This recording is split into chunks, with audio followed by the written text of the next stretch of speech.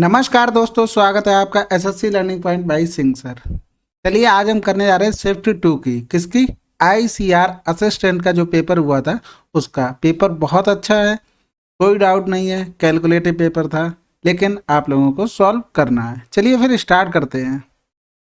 A B और सी 1/3 अनुपात 1/2 1/4 के अनुपात में पूंजी के साथ एक व्यवसाय शुरू करते हैं। 3 महीने के बाद ए अपनी पूंजी में 50% की वृद्धि करता है, बी अपनी पूंजी में 1/3 की कमी करता है, सी अपनी पूंजी में 2 गुना कर देता है। 1 वर्ष के अंत में इतना लाभ हुआ तो बी का हिस्सा बताना। देखो, ए था, बी था, सी था। पहले इनका क्या करते हैं, रेशियो सिंपल करते हैं। एलसीएम क्या हो गया 12, यानी कि पहला आ गया 3 चौकू 12, 2 छक्के 12 और 4 तियां 12। 3 महीने के बाद ए ने पूंजी में 50% की वृद्धि की, यानी 3 महीने के लिए 4 रहा होगा। अब बचा कितना, 50% की वृद्धि, यानी 4 का 50% 2 होता है, यानी कि 6 हो गया। गुणे कितने, 9 महीने के लिए। फिर बी ने क्या किया, 6 लगाए 3 महीने के लिए, 1/3 की क्या कर दी, कमी, यानी कि 2 की कमी कर दी। बचा कितना, 4, वो भी कितने, 9 महीने के लिए। इसने कोई चेंजमेंट नहीं किया, किया है कितना किया, 2 गुना कर दिया, यानी कि कितना हो गया, गुणे 3 महीने के लिए इतना रहा और फिर कर दिया 6, कितने, 9 महीने के लिए। देखो 9 काट सकते हैं ना, नहीं कटेगा, 3 से काट लो। 3 ये गया, 3 त्रिका 9, ये गया 3 त्रिका 9, ये 3 कट गया, यहाँ से 3 त्रिका 9, ये 3 कट। अब यहाँ से देखो अनुपात क्या आया, 6 तियां 18 4 22, यहाँ से आएगा 4 तियां 12 6 18, यहाँ से आ जाएगा 6 तियां 18 3 21। इनको जोड़ दो, 8 2 10 1 11 के 1 हासिल लगा, 1 3 2 5 1 6। 61 की वैल्यू थी 51.85। निकालना क्या था हमें, बी निकालना था, यानी कि 18 की वैल्यू निकालनी थी। गुणा कर दो, 18 पंजे 90 के 0 हो गया, हासिल लगा 9, 18 8 144, 144 और 9 153 3 हो गया। अब यहाँ देखो, यहाँ पर 3 0 आया, यहाँ पर 61। अब 61 से डिवाइड करेंगे, 3 आना चाहिए, यानी कि यहाँ पर ऐसे नंबर से मल्टीप्लाई करो कि 1 में गुणा करने पर 3 आ जाए, यानी कि वर्ग 15.3 से गुणा होगा, आंसर आ गया। चलिए फिर अगला सवाल। ए एक निश्चित कार्य को 40 दिनों में कर सकता है, बी ए से 66 से 2/3% कम कुशल है, सी बी से 400% अधिक कुशल है। तीनों ने एक साथ मिलकर कार्य करना शुरू किया। यदि बी और सी ने कार्य पूरा होने से 5 दिन पहले 2 दिन पहले कार्य छोड़ दिया तो कार्य पूरा कितने दिनों में हुआ। देखो 66 से 2/3% मतलब 2/3 होता है, यानी कि बी और ए अगर 3 है तो बी 2 कम होगा, यानी कि 1 हो गया। सी इससे कितना 400% अधिक है, यानी कि ये हो गया 5। ये कर रहा है 40 दिन में काम खत्म, यानी कि 3 इफिशियंसी से 40 दिन काम करे, टोटल काम 120। अब देखो बी और सी छोड़ दे रहे हैं, बी 5 दिन पहले, तो 5 दिन का काम इनका कितना होगा 5। सी छोड़ दे रहा 2 दिन पहले, यानी 10 होगा। इस काम को भी इसी में ऐड कर लो, काम हो गया टोटल 135। अब तीनों मिलकर काम करेंगे, यानी कि इफिशियंसी टोटल कितनी थी, 5 3 8 1 9, 9 से भाग कर दो, यानी कि आंसर क्या आ गया, 15 दिन। अगला सवाल। ट्रेन ए और बी की लंबाई 2:3 है, यानी कि ये ए हो गया 2x, बी हो गया तुम्हारा 3x। ए की चाल 36 किलोमीटर प्रति घंटा है, बी की चाल 54 किलोमीटर प्रति घंटा है। विपरीत दिशाओं में यात्रा करते समय ये 10 सेकंड में एक दूसरे को पार करती हैं, यानी कि दोनों की लंबाइयां जोड़ दो, 3 2 5x हो गया। अब विपरीत चल रही हैं तो क्या होगी, चालें जुड़ जाएंगी। 6 4 10 की 0 हासिल लगा, 1 4 हो गया, 4 5 4 9। इसको मीटर प्रति सेकंड में चेंज कर लो, और ये आ रहा तुम्हारा 10 सेकंड। 18 पंजे 90 हो गया, 5 से 5 कट गया, यानी x बराबर आ गया 50। अब आगे लंबाई किसकी चाहिए, बी की, क्योंकि बी पर हमें काम करना है। बी की लंबाई कितनी होगी, 5 15, यानी कि 150, ये लंबाई लंबी थी 150 मीटर, 150 प्लस कर दो 450 मीटर सुरंग। बी की चाल कितनी थी 54, इसे मीटर प्रति सेकंड में चेंज कर लो। 18 तियां कितना हो गया 54 हो गया, जोड़ दो 0 5 5 10 की 0 हासिल लगा, 1 5 हो गया, 5 1 6/15, 15 चौकू 60, यानी कि 40 सेकंड में सुरंग पार कर जाएगी। अगला सवाल। एक मेज का क्रय मूल्य एक कुर्सी के क्रय मूल्य से 750 अधिक है। मेज 2250 रुपये में बेची जाती है, कुर्सी 25% की हानि पर बेची जाती है। पूरे लेन देन में 25% का लाभ होता है, तो मेज को कितने प्रतिशत लाभ पर बेचा गया था। एक तरफ लिखो कुर्सी और एक तरफ लिखो क्या, मेज। कुर्सी को क्या किया गया, 25% हानि पर। 25% मतलब क्या होता है, 1/4, यानी अगर 4x थी तो 3x में उसे क्या किया गया, बेचा गया। ये है कॉस्ट प्राइस, ये है सेलिंग प्राइस। और मेज 750 अधिक थी, यानी 4x प्लस 750। अब मेज को कितने में बेचा गया? 2250। पूरे लेन देन में 25% का लाभ हुआ। लाभ किस पर होता है? हमेशा कॉस्ट प्राइस पर। टोटल कॉस्ट प्राइस कितना था? कितना? इस पर 25% का लाभ, यानी 25 चौकू 100, यानी 5 बराबर हो गया 3x प्लस 2250। गुणा कर दो, 4 4 8 8 पंजे 40x हो गया, प्लस 0 5 25 5 7 35 और 2 37। 4 × 12 x हो गया, प्लस 0 4 5 20 22 चौक 88 88 है 2 90 हो गया। यहाँ से 40 से 12 घटाएंगे तो आ जाएगा 28x बराबर 9000 माइनस का 3750। घटा दो, 0 10 से 5 गया 5, 9 से 7 गया 2 बचा, यहाँ बचा 8 8 से 3 गया 5, यानी x बराबर आ गया 5250/28। ये आ गई तुम्हारी x की वैल्यू। पूछा गया मेज को कितने प्रतिशत लाभ पर बेचा गया, यानी मेज का निकालना है, यानी 4। x की वैल्यू 5250/28 प्लस 750, यानी 4 7 28 हो गया, 7 7 49 7 5 35, यानी कि 1500 रुपए की चीज बेची गई 2250 में। कितना प्रॉफिट लिया गया? 0 5 12 में से 5 गया 7, 750 का प्रॉफिट लिया गया कितने रुपए पे? 1500 पर। गुणे 100 कर दो, डायरेक्ट दिख रहा है 50% का प्रॉफिट लिया गया। अगला सवाल, 3 वर्षों के लिए साधारण ब्याज पर निवेश किए गए एक निश्चित मूलधन का मिश्रधन इतना है, 5 वर्षों के लिए इतना है, जबकि दोनों स्थितियों में ब्याज दर बराबर है। प्रतिवर्ष ब्याज दर क्या होगी? देखो 5 वर्ष में कितना था? 12,780। 3 वर्ष में कितना था? 11,268। यानी 2 साल का ब्याज कितना हो जाएगा? 10 से 8 गया 2, यहाँ बचा 7 7 से 6 गया 1, 7 से 2 गया 5, 2 से 1 गया 1। तो 3 साल का कितना होगा? 15/12/2 गुणे 3 हो गया, यानी कि 2 सत्ते 14, 2 पंजे 10, 2 छक्के 12, 3 छक 18 का 8, हाथ से लगा 1, 3 पंजे 15 1 16 6, हाथ से लगा 1, 3 सत्ते 21 1, 2268 रुपये। अब ये अमाउंट था, अमाउंट से अगर ब्याज घटा दें तो हमारा मूलधन आ जाएगा, यानी 0 0 0 11 से 2 गया 9000 रुपये। क्या हो गया? हमारा प्रिंसिपल हो गया। तो 2268 ब्याज मिला बटे 9000 गुणे 100 हो गया। और टाइम क्या था? टाइम पीरियड 3 साल था, यानी 3 से डिवाइड और हो जाएगा।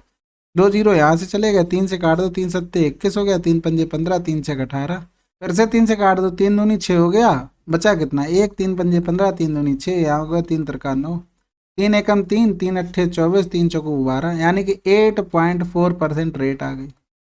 अगला सवाल, एक आदमी 75 किलोमीटर प्रति घंटे की चाल से 4 घंटे, और ये चाल थी 6 घंटे, ये चाल थी 2 घंटे। एवरेज स्पीड का फार्मूला पता है, टोटल डिस्टेंस, यानी 75 गुणे 4 प्लस 65.5 गुणे 6 प्लस 54 गुणे 2 बटे टोटल टाइम हो गया, यानी 4 से 4 10, 10 2 12 हो गया। ऊपर पहले क्या करोगे? काट लो, 4 से 2 कट जाएगा, 4 दिया 12 हो जाएगा, यानी 75/3 बचेगा, प्लस 6 दूनी 12, यानी 65.5/2 बचेगा, यानी कि 2 छक्के 12, यानी कि 54/6 बचेगा। फिर काट दो, 2 3 6 हो गया, और 2 दूनी 4, 2 अट्ठे 16 हो गया। यहाँ से कटेगा, 5 का गुणा करके कर सकते थे, कोई बात नहीं, नहीं कट रहा तो काट दो। ये 25 हो गया, यहाँ से काटेंगे, 2 3 6 हो गया, 2 दूनी 4 हो गया, 2 सत्ते 14 हो गया, 2 पंजे 10, यानी कि ये आ गया तुम्हारा पॉइंट। यहाँ से काटेंगे, 3 नेम 27 होता है ना, यानी 25 प्लस 32.75 प्लस 9 कर दो, तो 5 2 7 9 7 16 6, यहाँ से लगा 1 3 3 6, 66 दशमलव कुछ रहा होगा, यही आंसर हो गया पहला। अगला सवाल, एक डीलर को एक वस्तु को उसकी सूची मूल्य पर 10% की छूट पर बेचने पर 20% का लाभ होता है, यानी मार्क प्राइस पर 10% की छूट देगा तो 90 में बेचेगा, और फिर भी सीपी पर उसे 120 का प्रॉफिट होता है, यानी कि मार्क प्राइस और कॉस्ट प्राइस का जो रेशियो है 3 चौकू 12, 3 तिरका 9 आ गया। तो 400 कर लो, इसको 300 कर लो, क्योंकि क्या हो रहा है, यदि वस्तु के विक्रय मूल्य में 28% की कमी हो जाए, यानी कि 300 की 28% कमी कर देंगे, बचेगी कितनी? 72%, यानी कि 3 दूनी 6 और 3 सत्ते 21, 216 की चीज बची। अब फिर भी वह 25% का लाभ चाहता है, यानी कि 216 में उसे 25% का प्रॉफिट चाहिए, तो उसे सूची मूल्य पर कितनी छूट देनी हुई? 400 पर 100 माइनस x/100, ठीक है, 25 पंजे 125, 25 चौकू 100 हो गया, 5 अट्ठे 40 हो गया, एक जीरो इधर चला गया, यहाँ से काट देंगे, 8 दूनी 16, 8 सत्ते 56, यानी 27/4 100 - x/10 हो गया, 2 दूनी 4 हो गया, 2 पंजे 10 हो गया। यहाँ से कर लेंगे तो 2 एकम 2, 2 तियाँ 6, 2 पंजे 10, तो यहाँ से गुणा कर लो, 5×25 हो गया, 13 पंजे 65 और 2 67.5 बराबर 100 - x, यानी x बराबर आ गया 32.5%। अगला सवाल, एक दुकानदार अपनी एक तिहाई वस्तुओं को 25% लाभ पर बेचता है, शेष वस्तुओं का एक चौथाई भाग 40% हानि पर बेचता है और उसके बाद शेष वस्तुओं को 13 वस्तुओं के क्रय मूल्य के बराबर लाभ पर बेचता है। पूरे लेन देन में उसका लाभ प्रतिशत क्या है? देखो, एक तिहाई वस्तुएं 25% लाभ पर बेचता है, फिर जो बची हैं उसका 1/4 वस्तुएं 40% की क्या हानि पर बेचता है, ये प्रॉफिट पर था। उसके बाद जो वस्तुएं बचती हैं वो 13 वस्तुओं के सीपी के बराबर बेचता है। तो देखो, 4 और 3 का एलसीएम 12, हमने टोटल वस्तुएं मान ली कि 12 थी। एक वस्तु का मूल्य अगर 100 रुपया है तो 12 वस्तुओं का कितना हो जाएगा सीपी? 1200 रुपये हो गया सीपी। अब 12 का 1/3 यानी कि 4 वस्तुएं, अगर इनका सीपी निकालें तो 400 रुपये हो गया। 25% प्रॉफिट पे बेची, यानी कि इसका अगर 25% निकालें तो 25 चौकू 100 रुपया यहाँ से प्रॉफिट मिला। अब यहाँ करा 1/4, बहु भी किसका? शेष का, यानी वस्तुएं बची कितनी है? 8। 8 का 1/4 करेंगे तो 4 दूनी 8, यानी कि दो वस्तुओं का सीपी कितना होगा? 200 रुपये। 40% लॉस पे बेचा गया, यानी कि 40% अगर लॉस देखें तो यानी 80 रुपये लॉस हुआ यहाँ पर। अब इतना करने के बाद देखिए, जो बची हुई वस्तु है ना, 13 वस्तुओं के क्रय मूल्य के बराबर लाभ पर बेचता है, यानी 13 वस्तुओं का क्रय मूल्य कितना होगा? गुणे 100 कर दो, 1300 रुपये होगा, क्योंकि हमने एक का 100 माना ना, 1300 हो गया। इतने लाभ पर बेचता है, यानी 1300 का लाभ यहाँ से मिला, 100 का लाभ यहाँ से मिला, 1400 हो गया, माइनस का 80 का क्या हो गया? लॉस हो गया। बचा कितना? 0, 10 से 8 गया 2, यानी 1320 रुपये का लाभ हुआ। 1320 का अगर लाभ हुआ है तो टोटल था कितना? 1200 रुपये। सीपी था, गुणे 100 कर दो, यानी 0 0, यहाँ से देखो 12 एकम 12, 12 एकम 12, 110% प्रॉफिट हुआ टोटल। अगर हम इस सवाल को इस तरीके से करते कि मान लो इतने रुपए में बची हुई वस्तुएं बेची, कितने? 1300 में, लेकिन 6 वस्तुएं बची थी और उनका मूल्य क्या होता? 600 रुपये। तो यहाँ से प्रॉफिट कितना हुआ? 700 रुपये का हुआ। 700 का यहाँ हुआ, 100 का यहाँ हुआ, 80 का घाटा हुआ, यानी कि यहाँ बचा कितना? 20, यानी 720 रुपये का प्रॉफिट हुआ। तो 720/1200 गुणे 100 कर दो, तो 12×6 = 72, यहाँ से आंसर 60% आ जाता। अब दोनों तरीके से करके देख लिया, हमें तो आंसर मिल ही रहा। आप लोग करके ट्राई करके देखना, अगर कहीं मिस्टेक हो कैलकुलेशन में कमेंट करके जरूर बता देना। अगला सवाल, पानी 0.14 मीटर व्यास वाली एक पाइप के माध्यम से 1.25 मीटर प्रति सेकंड की चाल से बहकर एक आयताकार टैंक में जा रहा है जो 60 मीटर लंबा है, 44 मीटर चौड़ा है। टैंक में पानी का स्तर 7 सेंटीमीटर तक बढ़ाने के लिए कितना समय लगेगा? पहले देखो, पानी जो जा रहा है वो जा रहा है तुम्हारा एक सिलेंड्रिकल पाइप होगा उससे, और एक टैंक में जा रहा है। टैंक बना हुआ तुम्हारा बढ़िया सा आयताकार होगा। आयताकार तो देखने में लगेगा ऊपर से, लेकिन होगा क्या? क्यूबॉइड होगा।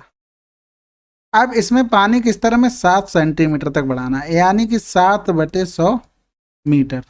तो इसका वॉल्यूम कितना आ जाएगा? तो 60 × 44 × 7/100, यानी इतना पानी भरना है। किससे भरना है? हमें हमें इस नली से भरना है, यानी कि जो इसकी लंबाई होगी वो प्रति सेकंड कितनी है? 1.25। इतना पानी निकाल ली होगी, यही लंबाई होगी। इसकी रेडियस कितनी हो जाएगी? 0.07, यानी कि ये है πr²h। समय कितना लगेगा? t। ठीक है, तो t बराबर हमें निकालना था 60 गुणे, या तो कर लो 22 दूनी 44, 22 × 2 × 7/100, समझ में आ जाएगा क्यों किया। अपान में हो जाएगा 22/7, आर की वैल्यू हो गई 0 पॉइंट, यानी 7/100 × 7/100, एच की वैल्यू होगी 1.25। अब यहाँ से देखो 7 से 7 कैंसिल आउट हो जाएगा और तुम्हारा 22 से 22 कैंसिल आउट हो जाएगा। ऊपर बचा क्या? 60 दूनी 120 × 100 × 100 और गुणे 7 बटे कितना हो गया 100 गुणे 1.25। ये तो इससे कट गया। यहाँ काट दो 25 चौकू 100, 25 पंजे 125। ये हटाएंगे तो 100 ऊपर और पहुंच जाएगा। यहाँ से काटेंगे तो 5 दूनी 10 हो गया। तो बचा कितना 120 गुणे 4 गुणे 20। निकालना किसमें घंटे में, यानी 60 से डिवाइड कर दो। 20 तियाँ 60 हो गया, 3 चौकू 12 हो गया, 4 चौकू 16, 160 आ गया। ये आया तुम्हारा किसमें मिनट में आया, क्योंकि यहाँ पर देखो ये क्या लिखा था मीटर प्रति सेकंड। तो एक बार 60 से किया तो मिनट में पहुंच गया। अब घंटे में 160 बटे 60 और कर दो। 2 अट्ठे 16, 2 तियाँ 6, यानी 3 दूनी 6 सही 2 सही 2 बटे 3 घंटे। अगला सवाल देखो, इसे सॉल्व करने का सबसे सिंपल तरीका है। यहाँ पे क्या कर रहे हो, डिविजिबिलिटी चेक कर लो। डिविजिबिलिटी चेक करने के लिए 9 4 13, 13 5 18, यानी 9 गुणे 9 का डिवाइड है ये।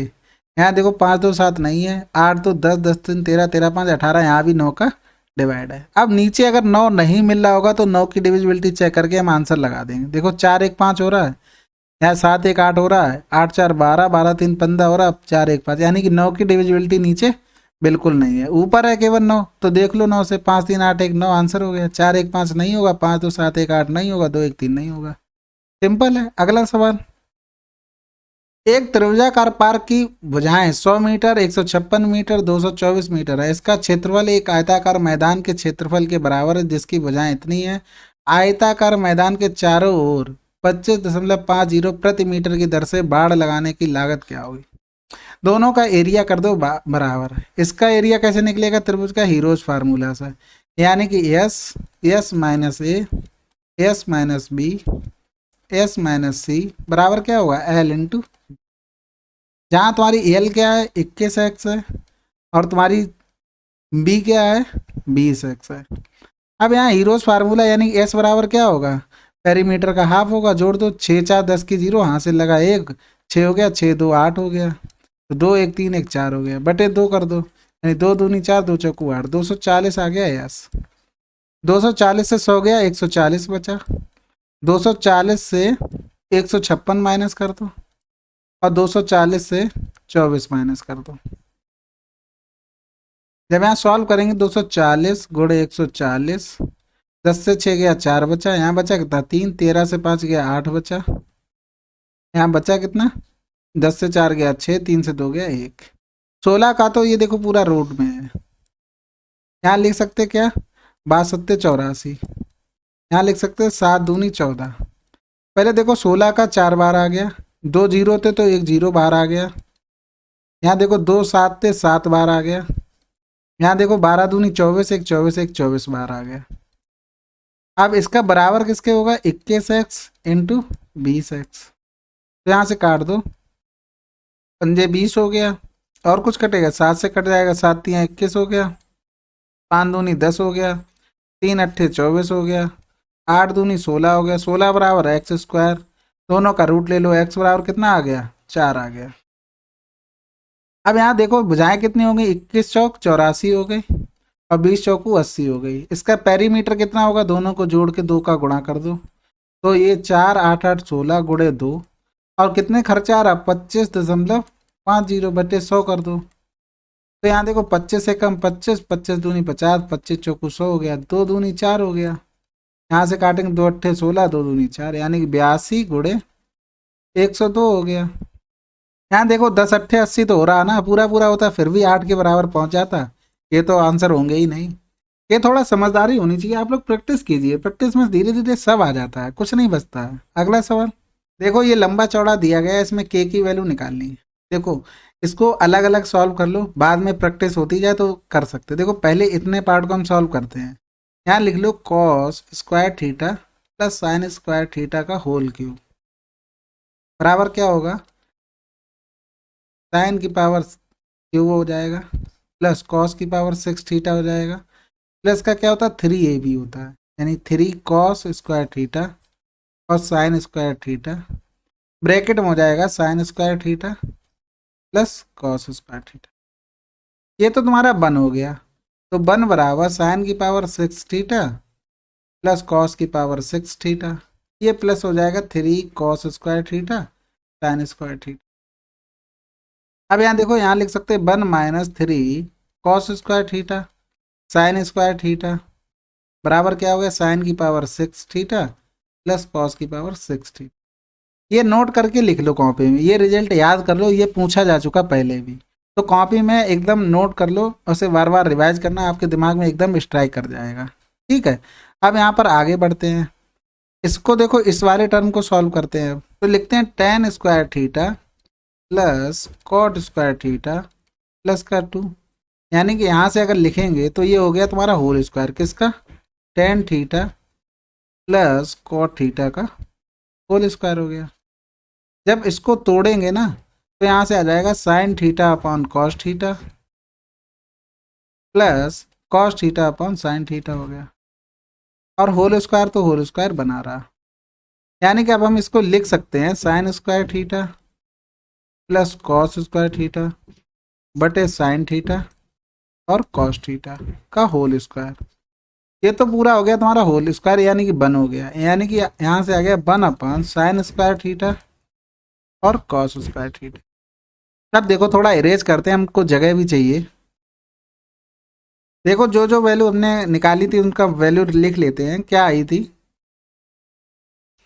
कॉस की पावर 6 थीटा प्लस साइन की पावर 6 थीटा बराबर आया था 1 - 3 cos square theta sine square theta.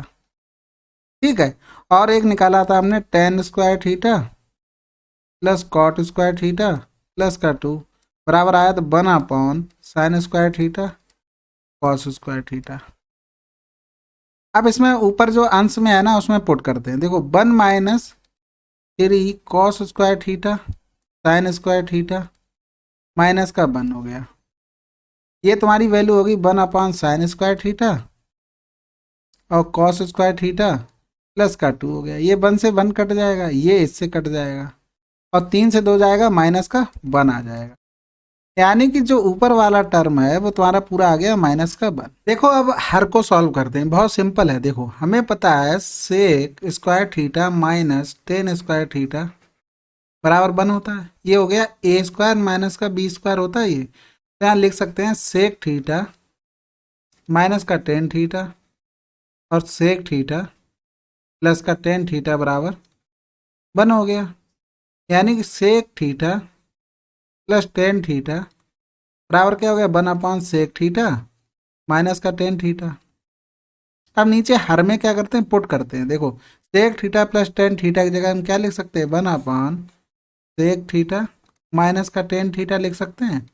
और मल्टीप्लाई में क्या था ऊपर, सेक थीटा माइनस का टेन थीटा का होल स्क्वायर इनटू में कॉस थीटा। ये तो इससे कैंसिल आउट हो गया। इसको खोलेंगे तो 1 अपॉन कॉस थीटा हो गया माइनस का sine theta upon cos theta हो गया, और पूरे के मल्टीप्लाई क्या था, कॉस थीटा था। ये तो कैंसिल आउट हो गया, तो बचा क्या, 1 माइनस साइन थीटा बचा। यानी कि अंश में था -1, हर में क्या था, 1 माइनस साइन थीटा था, बराबर क्या था, 1 अपॉन के माइनस 1। क्रॉस मल्टीप्लाई कर दो तो के माइनस 1 ये माइनस का हो गया बराबर 1 माइनस साइन थीटा। माइनस का अंदर मल्टीप्लाई -1 प्लस 1 बराबर 1 माइनस साइन थीटा। 1 से 1 कट गया, माइनस से माइनस, यानी के बराबर क्या आ गया, साइन थीटा। ये कॉपी में नोट कर लो, मेंस में आने के चांस हैं इसके, और किसी ना किसी ईयर में जरूर पूछा जाएगा। ये ध्यान रखना। इसके क्या होता है, जो पॉइंट है ना, की पॉइंट निकल रहे हैं, उन्हें नोट करके लिख लो, कहीं ना कहीं शॉर्टकट का काम करेंगे। चलिए अगला सवाल। 2016, 17, 20 के दौरान गेहूं का औसत निर्यात। 2016, 17 और 20 के दौरान गेहूं का निर्यात, निर्यात कितना था, 300, 400 और 500, यानी टोटल हो गया 1200 बटे कितना करना है, 3 बार का कह रहा है, यानी कि 400। एवरेज आ गया। अब कह रहा 18 और 19, यानी 18 और 19 में क्या, उत्पादन, यानी कि 500 प्लस 600, ये हो गया 1100। डिवाइड बाई 2 कर दो, 2 पंजे 10, 2 पंजे 10, 550। कितने परसेंट कम रहा है, तो देखो 0, 5, 150 किससे, 550 से गुड़े तो हो गया, 0 कर दो, 5 एकम 5, 5 दूनी 10, यानी कि 15 दूनी 30, 300/11 हो गया, 11 दूनी 22 हो गया, बचा 8, 11 सत्ते 77, यानी 27.3%। अगला सवाल, सुधा ने अपनी बचत को 3:5 के अनुपात में स्कीमों ए और बी में प्रत्येक 2 वर्षों के लिए निवेश किया। स्कीम ए अर्धवार्षिक रूप से चक्रवृद्धि होने वाली 20% प्रति वर्ष की दर से ब्याज प्रदान करती है, और स्कीम बी वार्षिक रूप से चक्रवृद्धि होने वाली 10% प्रति वर्ष की दर से ब्याज प्रदान करती है। यदि ए और बी से प्राप्त ब्याज के बीच का अंतर इतना है तो स्कीम बी में निवेश की गई राशि। पहली बात, हिंदी में ये गलत था, यहाँ पर होना चाहिए 1.5 साल। ठीक है, तो इन्होंने ए ने किया 300 रुपये इन्वेस्ट, हमने जीरो बढ़ा लिया अपनी सुविधा के अनुसार। क्या हो रहा है, इस सुविधा के अनुसार बढ़ा लिया। सुधा ने बचत को 3:5 के अनुपात में 2 स्कीमों में किया था, तो एक स्कीम ए थी, एक बी थी। रेट 20% पर ईयर थी, यानी कि 10% हाफ ईयरली हो जाएगी। हाफ ईयरली में 1.5 साल में इस पर ब्याज कितना मिलेगा, ये सबको ही याद होगा, 33.1, क्योंकि यहाँ पर टाइम स्लैब कितनी हो जाएंगी, आधे आधे साल की 3 हो जाएंगी, तो 10% के हिसाब से 3 साल में 33.1 होता है। बाद में क्या हुआ, 10% हो गई 2 साल के लिए। ठीक है, तो 10% हो गई, यानी कि 10% 2 के हिसाब से करेंगे तो ये आ जाएगा 15.5% ब्याज। ये आता कैसे, जैसे मान लो 100 रुपये था, 100 का 10% 10 हो गया, आधे साल के लिए रेट आधी होगी, यानी 100 का 5% कितना होगा, 5 होगा, और 10 का 5% 5 होगा, यानी कि 0.5 होगा। 10×5 15.5, ऐसे करके ये आता है। अब इसको हम इरेज कर देते हैं। अब यहाँ से देखो, इसका निकालना 33.1% और इसका निकालना 15.5%। 300 का निकालेंगे तो 2 जीरो चलेगा, यानी कि 3 त्रिका 9, 3 त्रिका 9, 3 एकम 3। यहाँ से निकालेंगे 55 25, 15 अपना 75 और 2 77। इन दोनों का डिफरेंस 13 में से 5 गया 8 बचा, यहाँ बचा 8, 8 से 7 गया 1 बचा, 9 से 7 गया 2, यानी 21.8 की वैल्यू 152.60 दी गई है। हमें निकालना क्या था, बी की वैल्यू, यानी 500 की वैल्यू, यानी कि 152.60 में 1.8 गुणे 500 कर दो। ये जीरो हटाएंगे तो नहीं, एक जीरो नीचे बढ़ जाए पॉइंट हटाने पर, तो ये 7 बार पूरा पूरा चला जाएगा, 7 पंजे 35, 3500 आंसर आ गया। सरल था। अगला सवाल, एक गांव की वर्तमान जनसंख्या इतनी है, यदि पुरुषों की संख्या में 25% की वृद्धि और महिलाओं की संख्या में 15% की वृद्धि होती है तो गांव की जनसंख्या इतनी हो जाती है। वर्तमान जनसंख्या में गांव में पुरुषों और महिलाओं की संख्या के बीच अंतर क्या है। देखो, यहाँ से बढ़ोतरी कितनी हुई पहले ये निकाल लो, तो 4, 8 से 4 गया 4, 12 से 8 गया 4, बचा 4, 14 से 5 गया 9। अब इसे देखो, 94 44/45 840, टोटल वृद्धि कितनी हुई ये निकाल लो। यहाँ से मान लो x निकल के आया, तो इसको क्या करना, 25% और 15%, x% बीच में रख देना, जो यहाँ रेशियो आएगा वो तुम्हारा पुरुष और महिलाओं का आ जाएगा। यहाँ से तुम निकाल लेना, ये बहुत कैलकुलेटिव हो रहा है, इसलिए मैंने इस तरीके को नहीं लगाया। फिर देखो, मैन प्लस फीमेल, यानी कि महिलाएं और पुरुष कितने थे, 45 840, वृद्धि इतनी, यानी 25% को क्या लिख सकते हैं, 1/4, यानी 1/4m, और 15% को क्या लिख सकते हैं, 3/20, यानी कि 3/20f बराबर था 94/44। यहाँ देखो 20 का गुणा कर दो पूरे में, इस वाले में, तो 5m + 3f 94/44 गुणे 20, इस वाले में 4 का गुणा कर दो, तो लिखेंगे 4m + 4f बराबर हो जाएगा 0, 4 चौको 16 6, यहाँ से लगाए 1, 4 अट्ठे 32, 1 33, 4 पंजे 20 और 3 23 की 3, 4 चौको 16 हो तो 18 हो गया। इसमें गुणा करके लिख दो 5m + 3f बराबर हो गया 0, 2 चौकू 8, 2 चौकू 8, 2 चौकू 8, दोनों में 18। अब क्या करो, इक्वेशन से घटा दो, 5 से 4 जाएगा, क्या बचेगा, m बचेगा। 3f से 4f अगर घटाते हैं तो क्या बचेगा, माइनस का f, यहाँ आ जाएगा 18 8 0 माइनस 18 3 3 6 0, घटा दो 0, 8 से 6 गया 2, जैसे ही 2 मिला आंसर आ गया 5520। ठीक है, 8 से 3 गया 5 बचा, 8 से 3 गया 5, आंसर क्या आएगा 5520। हर तरीके से आप कर सकते हैं। देखो एलिगेशन लगाना बहुत डिफिकल्ट होगा क्योंकि वो इतना इजी नहीं दिया गया। अगर वो परसेंटेज हमारा इजी से आ जाती एक्स की वैल्यू तो हम यही वाला लगाते, लेकिन इससे नहीं हो पाया। अगला सवाल, ओ केंद्र वाले दो सकेंद्रीय वृत्तों की त्रिज्या 29 सेंटीमीटर 21 सेंटीमीटर है। बड़े वृत्त की जीवा ए बी, छोटे वृत्त सी पर स्पर्श रेखा और ए डी बड़े वृत्त का व्यास है। सी डी की लंबाई क्या होगी? देखो दो वृत्त थे, सकेंद्रीय थे मतलब सबका केंद्र एक ही था। ए बी एक स्पर्श रेखा थी। ए डी बड़े वृत्त का व्यास है, यानी कि ये केंद्र से जा रहा होगा, ये ए डी हो गया। यानी कि इसको जब यहाँ पर मिलाएंगे ये 90 होगा और इसकी रेडियस थी 29, ये हो गया 21। पाइथागोरस से ये हो जाएगा 20। जब ये 20 होगा ये भी 20 होगा। अब यहाँ देखो निकालना क्या था हमें, अल्टीमेटली सी डी निकालना था, यानी कि ये सी डी। ठीक है, यहाँ से जब इसको मिलाएंगे तो ये कोण भी 90 होगा, यानी जब 21 है तो ये कितना होगा 42 हो गया सिमिलरिटी से। तो यहाँ देखो कुल मिला के तुम्हें ये मिल गया, ये 42 था, ये 20 था, ये निकालना था। यानी एक्स स्क्वायर बराबर 42 का स्क्वायर यानी कि 64। 25 से 8 अगर माइनस कर देते हैं तो बचेगा 17 प्लस 400। इनको ऐड कर दो, 4 6 7 4 11 के कहाँ से लगा दो 2164। अब एक्स स्क्वायर, अब खेल आता है यहीं पर। इसका देखो रूट लेने का तरीका होता है कि root X plus minus by upon 2 root X. Root X क्या होता है, एक्स की वैल्यू नियरेस्ट स्क्वायर होता है किसका, जो नंबर लिखा हो। तो यहाँ पर देखो सबका स्क्वायर देखो 46 हो रहा है, कहीं 45 हो रहा है, यानी 45 के आसपास होगा कहीं ना कहीं।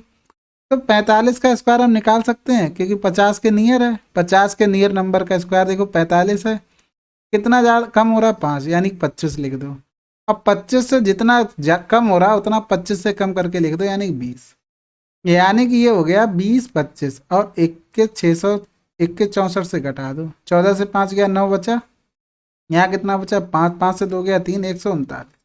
यानी रूट एक्स, एक्स की वैल्यू आ गई 2025 प्लस 139 बटे 2 रूट 2025।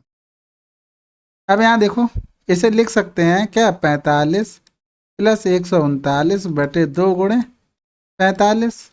यहाँ देखो 2 का गुणा कर दो ऊपर नीचे, तो 45 प्लस 2 ने में 18 और 2 3 6 1 7 2 एकम 2, नीचे 45 दूनी 90 90 दूनी 180। यहाँ काटेंगे तो 18 एकम 18 हो गया, बचा कितना 9, 18 पंजे 90 हो गया।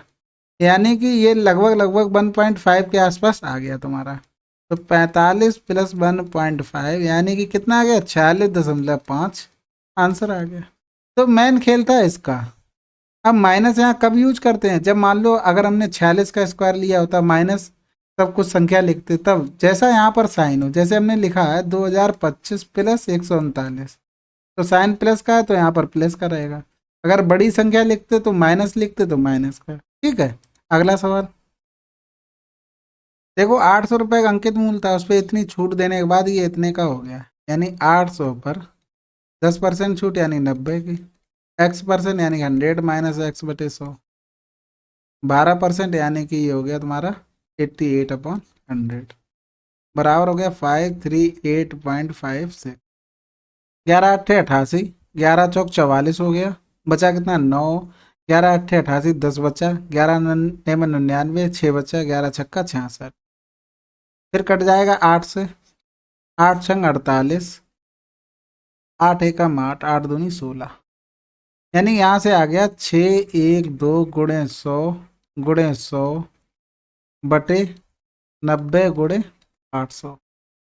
2 जीरो चले गए, यहाँ से काट दो, 9 से चला जाएगा, 9 पन्ना 9 छक्का 54 हो गया, 7 बचा 9 अट्ठे 72 हो गया, 4 दूनी 8 हो गया, ये 25 हो गया, ये 2 3 6 2 चौकू 8 हो गया। तो यहाँ से आ गया 25 चौकू 100, यहाँ से लगा 10, 25 3 75, 75 10 85, एक जीरो जो बचा था उससे ये जीरो चला गया, यानी 100 माइनस एक्स बराबर बचा 85, यानी एक्स बराबर 15% आ गया। अब छूट दी जा रही 2x की, यानी 800 पे 30% की छूट, यानी कि 70 बचा।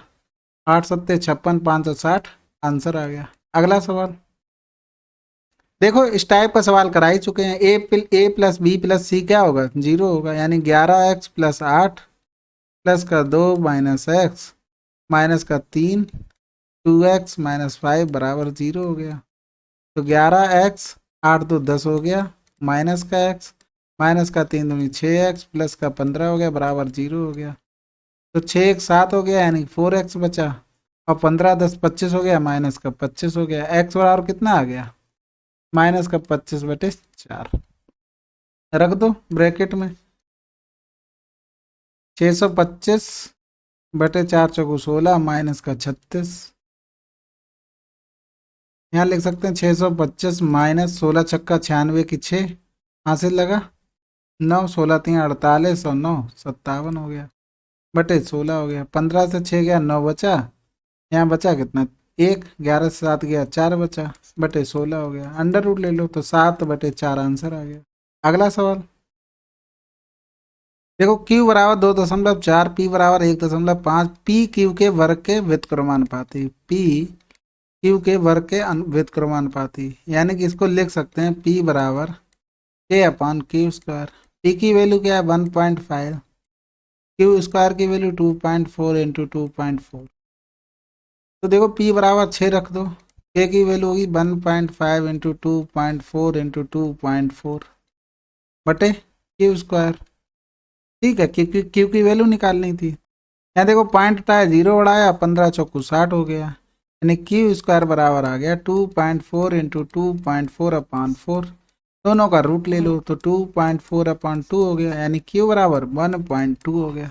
अगला सवाल देखो, 1 वर्ष बाद सुमन की आयु संगीता की वर्तमान आयु के 2 गुने से 3 वर्ष कम होगी। अब से 6 वर्ष बाद संगीता की आयु उस समय सुमन की आयु के 2/3 भाग के बराबर होगी। सुमन और संगीता की वर्तमान आयु क्या होगी? देखो, एक तरफ है सुमन, एक तरफ है संगीता। ठीक है, अब कुछ किसी किसी की तो यादें ताजा हो गई होंगी। सुमन की x मान लो, संगीता की y मान लो। अब कह रहा है कि 1 वर्ष बाद सुमन की आयु, 1 वर्ष बाद सुमन की आयु संगीता की वर्तमान आयु के 2 गुने से 3 वर्ष कम होगी, यानी कि यहाँ से x माइनस 2y बराबर क्या हो गया? माइनस का 4। फिर देखो, अब से 6 वर्ष बाद संगीता की आयु, 6 वर्ष बाद संगीता की आयु उस समय सुमन की आयु के 2/3 भाग के बराबर होती, यानी कि उस समय सुमन की आयु कितनी होगी? x प्लस 6, यानी कि 2/3 के बराबर, यानी 3y प्लस 18 बराबर 2x प्लस 6 दूनी 12, यानी 3y माइनस का 2x, इधर 18 जाएगा माइनस का 6, इसमें 2 का गुणा कर दो तो ये होगा 2x माइनस 2 दूनी 4y बराबर माइनस का 8। यहाँ लिख लो 3y माइनस का 2x बराबर का माइनस का 6। ये कैंसिल आउट हो गया, 4 से 3 गया माइनस का y, 8 से 14 हो गया माइनस का 22, माइनस से माइनस y बराबर 14 आ गया। वैल्यू पुट कर दो तो x माइनस 14 दूनी 28 बराबर माइनस का 4, 28 उधर जाएगा तो x बराबर 24 आ गया। x प्लस y पूछा, यानी 24 प्लस 14 आंसर आ गया 38। अगला सवाल, विलयन ए और बी में एल्कोहल और जल का अनुपात 3:5 है, 9:7 है। देखो, एक ए है एक बी है, एक में एल्कोहल है और क्या है? वाटर है। कितने अनुपात में? 3:5। दूसरे में एल्कोहल और वाटर का रेशियो क्या है? 9:7। आगे कह रहा है ए और बी को 5:8 के अनुपात में मिलाया जाता है। परिणामी विलयन में 520 ml में कितना जल मिलाया जाना चाहिए ताकि एक ऐसा विलयन प्राप्त हो सके जिसमें एल्कोहल और जल का अनुपात 3:4 है।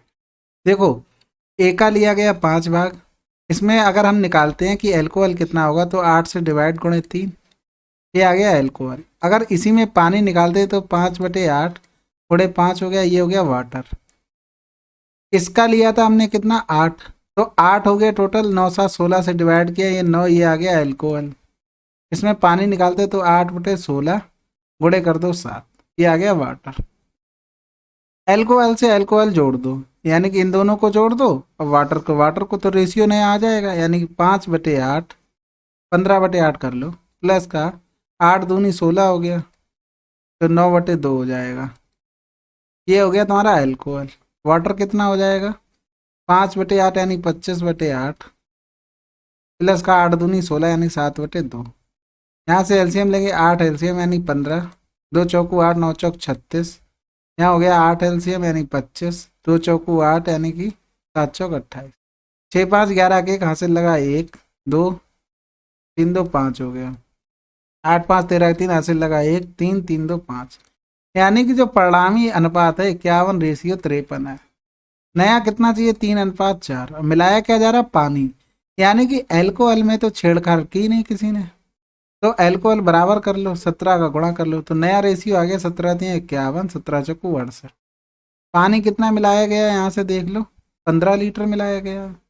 तो देखो परिणामी तो ये रेशियो था, यानी कि इनको जोड़ दो तो 3 1 4 5 5 10, 104 की वैल्यू 520 निकालना। पानी कितना मिलाया गया, 15।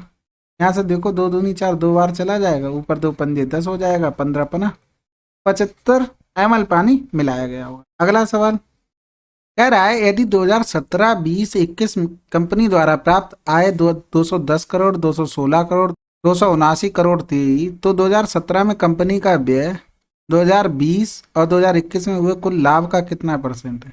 यानी हमें कुल मिला के 2017 का व्यय निकालना है, 2020 और 21 का लाभ निकालना। अब जैसे मान लो 2017 में उसने 100 रुपये व्यय किया होगा और 40% उसे लाभ मिला दिया गया, तो 140 होगा। यानी 140 बराबर है 210 के, क्योंकि टोटल आय उसकी 210 हुई है। तो यहाँ से हमें क्या निकालना है, उसका व्यय निकालना है। तो उसने व्यय कितना किया, हमने मान लिया था 100 रुपये, अगर 210/140, 7 या 21 हो गया, 7 दूनी 14, 2 पंजे 10, यानी कि उसका 2017 में व्यय था 150 रुपये। अब आते हैं 2020 में। 2020 का हमने माना उसने 100 रुपये व्यय किया था, तो उसे प्रॉफिट कितना मिला, 60%, यानी कि 160 हो गया। यानी कि उसकी टोटल आय थी 216, तो ये हो गया इसके बराबर। अब हमें चाहिए लाभ, तो लाभ के लिए हमें क्या 60% का लाभ हो रहा है, 60 की वैल्यू निकाल लो, 216/160 गुणे कितना हो गया 60।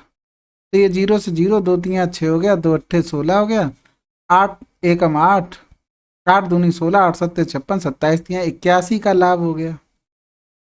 इसी तरीके से 2021 का कर लो। 21 में कितना 155 हो रहा है, यानी 279 जो वैल्यू थी वो 155 की थी। हमें 55 की वैल्यू निकालनी थी, यानी 5 एकम 5, 5 एकम 5, 5 3 15, 5 एकम 5, ये 9 बार चला गया। यानी कि प्रॉफिट कितना हुआ, 99 रुपये। टोटल प्रॉफिट कितना है, 9 1 10 की 0 हासिल लगा 1, 9 9 9 18। यानी कि हमें निकालना है कि कितना परसेंट तक लाभ का, यानी 180 का x% बराबर कितना था, 150। 60 दो 0 से 0, 3 6 18, 3 पंजे 15 हो गया, यानी कि 2 3 6 हो गया, 2 पंजे 10 हो गया, x बराबर 250/3 हो गया। तो यहाँ से आ गया 3 8 24, 1 बचा, 3 3 9, 1/3%। इसका ऑप्शन इनकरेक्ट दिया था, आंसर ये वाला था। अगला सवाल, x बराबर अल्फा, y बराबर बीटा, तो इनका और इनको हल करना है, ठीक है। और क्या बताना, अल्फा की पावर -1, बीटा की पावर -1। ये देखो सवाल करा चुके हैं, यहाँ से कुछ नहीं, x और y की वैल्यू निकाल लो।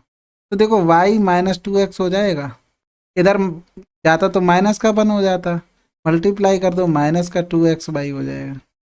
इसी तरीके से यहाँ 2y + x बराबर हो गया 8 दूनी 16xy। तो यहाँ पर देखो 2 का मल्टीप्लाई कर दो इसमें पूरे में, तो 2y - 4x बराबर का 2 दूनी 4xy। यहाँ लिख लो 2y + x बराबर 16 का 16xy। ये माइनस हो गया, ये माइनस हो जाएगा, ये माइनस हो गया, ये माइनस का 5x हो गया, ये माइनस का 20xy हो गया, ये कैंसिल आउट हो गया। यानी कि y बराबर कितना आ गया, 1/4। वैल्यू रख दो इसमें y के, 2/4 + x बराबर 16 गुणे x गुणे 1/4, 4 चौको 16 हो गया। यहाँ 2/4, तो 4x से x गया 3x हो जाएगा, यानी x बराबर क्या आ गया, 2 दूनी 4 हो जाएगा, यहाँ पर 1/6 आ गया। वैल्यू पुट कर दो, अल्फा को क्या लिख सकते हैं, अल्फा के पावर -1 को 1/अल्फा + 1/बीटा, यानी अल्फा बराबर किसके, x का, यानी कि 1/x + 1/y। एक्स की जगह 1/6 रखेंगे, ऊपर चला गया। वाई की जगह 1/4 तो 4 ऊपर चला गया। आंसर कितना आ गया? 10। अगला सवाल, यदि 2018 में कंपनी द्वारा प्राप्त राजस्व इतना था तो उसी वर्ष उसका व्यय कितना होगा? कुछ नहीं, मान लो 2018 में व्यय था 100, और 100 पे उसे देखो 2018 में प्रॉफिट कितना हो रहा है? 145, यानी 45% प्रॉफिट के बाद 145, इसी की वैल्यू 174 दी थी। व्यय निकालना था, यानी 100 की वैल्यू 174 अपान 145 मल्टीप्लाई 100 हो गया। 5 दूनी 10 हो गया, 5 ने 45, 5 दूनी 10 हो गया। ये चला जाएगा 6 बार, 6 दूनी 12, यानी कि 120 उसका व्यय होगा। अगला सवाल, एक कंप्यूटर की कीमत मोबाइल फ़ोन की तुलना में 80% अधिक है। यदि कंप्यूटर की कीमत में 25% की कमी हो जाती है और मोबाइल फ़ोन की कीमत में 20% की वृद्धि हो जाती है तो दो कंप्यूटर 3 मोबाइल फ़ोनों की कुल कीमत में मूल कीमत की तुलना में कितना प्रतिशत परिवर्तन हुआ? देखो, एक तरफ मोबाइल एक तरफ कंप्यूटर, ये 100 था, ये 180 हो गया, यानी रेशियो आ गया 9:5 का। इसको देखो डबल जीरो कर लो, 25% की कमी होगी, यानी कि 225 की कमी हुई। इसमें कितने की हुई है? वृद्धि, यानी कि 100 की वृद्धि हो गई। ठीक है, इसमें गुणा कर दो 2 का, इसमें गुणा कर दो 3 का, तो 2 पंजे 10 की 0, 22 दूनी 44, 1 45 की कमी हो गई। यहाँ 300 की वृद्धि हो गई, यानी कि इन दोनों का डिफरेंस 150 की कमी हुई टोटल। तो 150 इसमें गुणा कर दोगे कितने का? 2 का, तो ये 1800 हो गया। इसमें कर दो 3 का, यानी कि 1500 हो गया। टोटल कितना हो गया? 3300। यही निकालना था, बटे 3300 कर दो, गुणा 100 कर दो। 3 एकम 3, 3 एकम 3, 3 पंजे 15, 11 चौक 44, बचा 6, 11 पन्ना 55, यानी 4.5% की कमी हुई है। क्योंकि देखो ना, ये कमी वाला ज़्यादा था, वृद्धि वाला कम था, तो क्या होगा? कमी होगी।